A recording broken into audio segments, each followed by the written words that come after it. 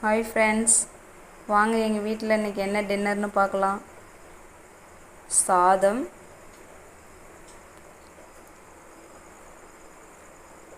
கருவாடு குழம்பு செய்யலான்னு இருக்கேன்.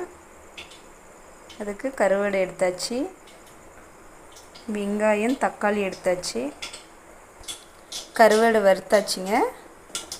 எண்ணெய் விட்டு கடுகு போடலாம்.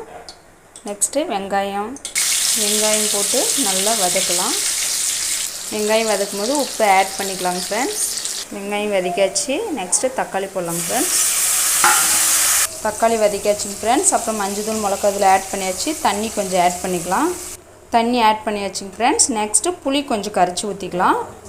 புளி ஊற்றியாச்சுங்க ஃப்ரெண்ட்ஸ். நெக்ஸ்ட்டு கருவாடு போட்டாச்சு. அவ்வளோதான், குழம்பு ரெடி ஆகிடுச்சுங்க ஃப்ரெண்ட்ஸ். வாங்க சாப்பிட்லாம். இந்த மாதிரி நீங்களும் செஞ்சு பாருங்கள், கமெண்ட் பண்ணுங்கள். இது பிடிச்சிருந்துச்சுன்னா லைக் பண்ணுங்கள், ஷேர் பண்ணுங்கள், கமெண்ட்ஸ் பண்ணுங்கள்.